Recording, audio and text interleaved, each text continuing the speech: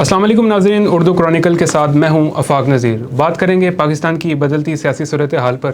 फ़ारूक हबीब ने गुज़िश्ता रोज़ press conference की और पार्टी को छोड़कर वो इस्तेकाम पाकिस्तान पार्टी का हिस्सा बन गए हैं।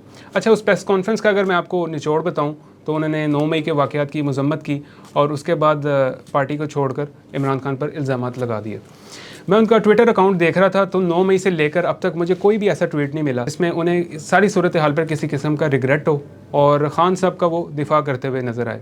कुछ अरसे से वो गायब थे, कल प्रेस कॉन्फ्रेंस में अचानक आए और प्रेस कॉन्फ्रेंस की और पार्टी छोड़कर इस्तेकाम पाकिस्तान का हिस्सा बन गए। आगे चलते हैं। नून लीग की कानूनी टीम ने जो है वो हाथ पैर मारना शुरू कर दिए नवाज शरीफ को जेल से बचाने के लिए। ज़राए के मुताबिक नवाज शरीफ की जानिब से अल अज़ीज़िया और एवन फील्ड रेफरेंस में सज़ा के खिलाफ इस्लामाबाद हाई कोर्ट से रजू किया जाएगा और इस हवाले से दरख्वास्तों का इब्तदाई मसूदा भी तैयार कर लिया गया है। और ज़राए का कहना है कि कायद नून लीग की जानिब से 48 घंटों में दरख्वास्त दायर किए जाने का इम्कान है।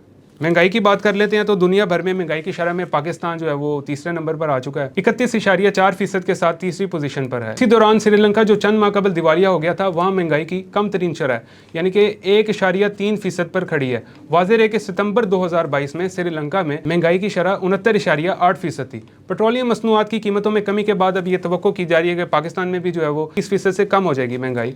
और महंगाई माफिया के खिलाफ वज़ीर आला जो है वो मुतहरिक हो चुके हैं। उन्होंने 48 घंटे की डेडलाइन दे दी है हुकाम को कि अवाम तक जो है वो रिलीफ पहुंचाया जाए। जो पेट्रोलियम मसनूआत की कीमतों में 40 रुपये कमी की गई है, उसका बराह रास्त अवाम को रिलीफ पहुंचाया जाए। इस सिलसिले में उन्होंने कमिश्नर्स और डिप्टी कमिश्नर्स को रोज़मर्रा की बुनियाद पर जो है वो चेक एंड बैलेंस रखने का हिदायत कर दी है और मुतल्लिका वज़ीर को जो है उन्होंने हुक्म दिया है कि वो ट्रांसपोर्टर से बात करे और किरायों में जो है वो कमी लेकर आए। ये थी वो अभी तक की डेवलपमेंट्स और दिन भर की कुछ अहम खबरें। एक नई वीडियो में फिर मुलाकात होगी, तब तक के लिए अल्लाह हाफ़िज़।